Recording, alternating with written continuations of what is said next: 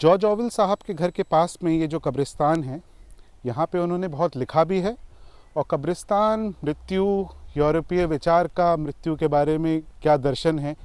British समाज या European समाज में डेथ की अवधारणा क्या है,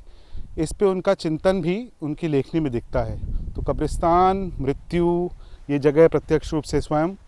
ये ऑरवेल की लेखनी में बहुत दिखाई देती है। खैर, तो जब पिछले वीडियो में मेरी बात हुई थी कि ऑरवेल साहब आईपीएस के अफसर बने, पर जब वो अफसर बन के बर्मा में पोस्टेड हुए, 5 सालों के भीतर ही उनका मन उससे पूरी तरीके से उचट चुका था। ब्रिटिश साम्राज्यवाद के प्रति उनका जो विश्वास था, उनका जो लिव्ड एक्सपीरियंस रहा, बहुत कम उम्र में वो आईपीएस के अफसर बने थे और ब्रिटिश साम्राज्य में काम कर रहे थे, पर 4 से 5 सालों में ही उनको अपनी इंट्यूशन से, क्योंकि पढ़ाया वगैरह नहीं जाता था ब्रिटिश साम्राज्यवाद के बारे में, उसे अच्छी लाइट में ही इंट्रोड्यूस किया जाता था ब्रिटिश जो फॉर्मल एजुकेशन थी। बावजूद इसके उन्होंने एक कम आयु में अपने एक्सपीरियंस से जान लिया कि ये जो आईपीएस सर्विस है अंग्रेज़ सरकार की, ये जो एशिया के, इंडिया के, अफ्रीका के लोग हैं, ये इनके हकों के साथ ज़बरदस्ती है,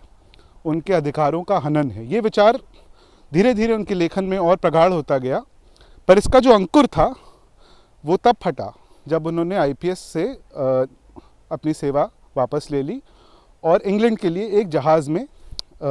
आगे बढ़े। पर आपको लगा होगा कि ये उनका विद्रोह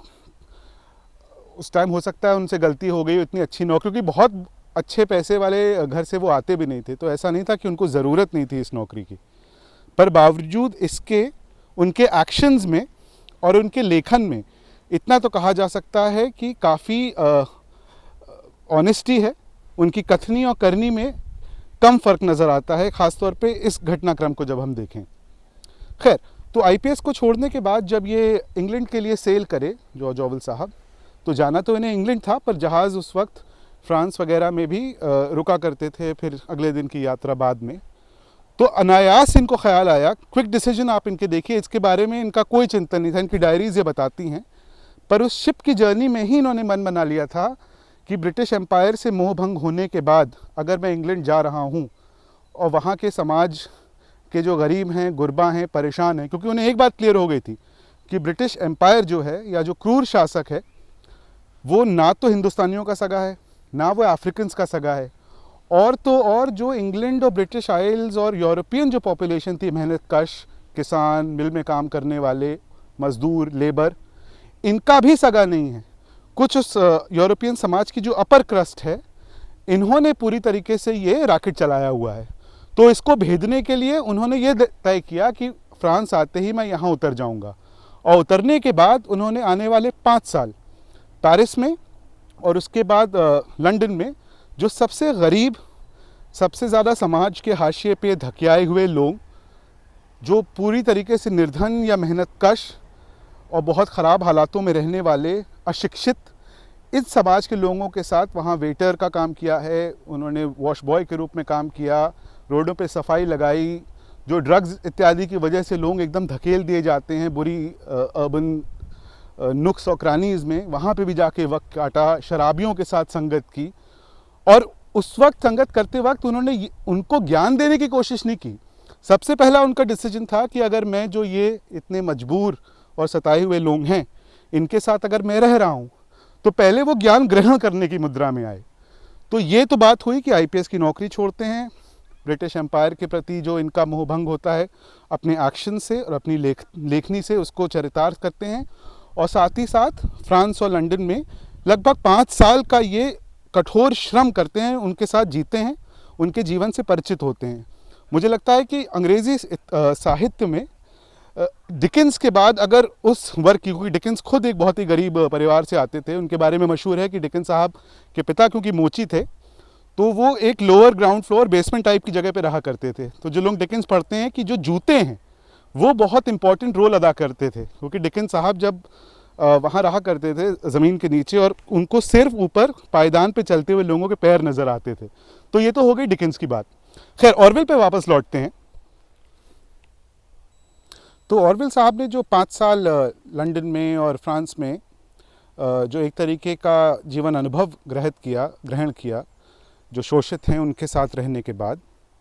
तब उनकी एक किताब इस पे आई, down and out in Paris and London, जो बहुत ही अच्छी किताब है, पढ़ने लायक है। और अभी भी